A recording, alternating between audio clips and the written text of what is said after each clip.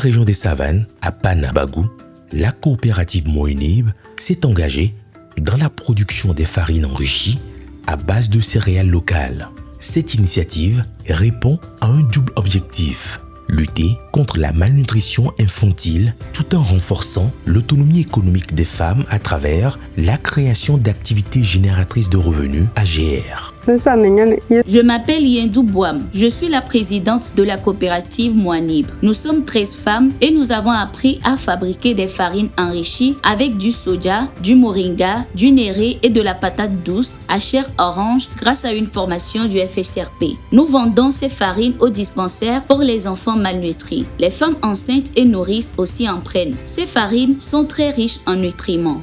Comme les membres de la coopérative Moenib, de nombreuses transformatrices à travers le pays adoptent cette même dynamique. Ces farines enrichies sont conçues à partir de céréales locales enrichies en moringa, en néré ou encore en patates douces à chair orange. Un véritable concentré de nutriments pour répondre aux besoins des jeunes enfants et améliorer leur croissance.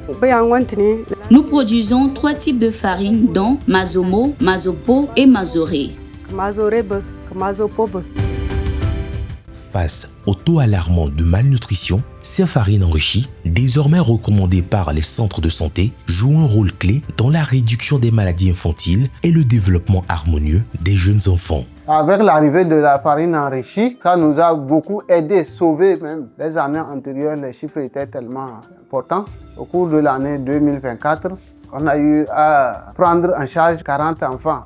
Maintenant, dans les 40 admis, il y a 38 qui sont guéris. Il ne restait que 2 au 26 décembre. Du 26 à 25 janvier, on a eu un seul nouveau admis pour la malnutrition. La farine nous a aidé beaucoup. Mon enfant souffrait de malnutrition. Après consultation, on m'a proposé la farine de la coopérative des femmes de Moenib. Depuis que je lui donne cette bouillie, il a pris du poids et est en bonne santé. Ensuite, j'ai moi-même rejoint la coopérative. Aujourd'hui, non seulement mon enfant va bien, mais j'ai aussi un travail qui me permet de gagner de l'argent grâce à la production et à la vente de farine. Au-delà de son impact sur la santé, la transformation des farines enrichies en céréales constitue une véritable activité génératrice de revenus aux coopératives féminines engagées dans cette activité. Elles mettent sur le marché une diversité de farines enrichies répondant aux normes de qualité et d'hygiène, renforçant ainsi la confiance des consommateurs. Pour ces femmes, c'est plus qu'une fierté de contribuer financièrement aux besoins de la famille et à la sécurité alimentaire et nutritionnelle des enfants. Après la formation, nous nous sommes pleinement consacrés à cette activité car elle nous permet de gagner de l'argent. Nos revenus ont nettement augmenté par rapport à avant. Nous produisons 2 fois par semaine et cela nous aide beaucoup. Les semaines de Kame. Depuis que nous avons commencé cette activité, les femmes ne restent plus à la maison sans rien faire. Elles ont maintenant un travail. Après chaque production, chacune prend une partie des farines pour les vendre et parfois, les habitants viennent directement ici pour passer des commandes. Nous avons aussi une caisse où nous épargnons de l'argent. Grâce à nos revenus, nous avons pu économiser et construire une boutique. Aujourd'hui, nous pouvons aider nos familles et cela change notre vie au quotidien.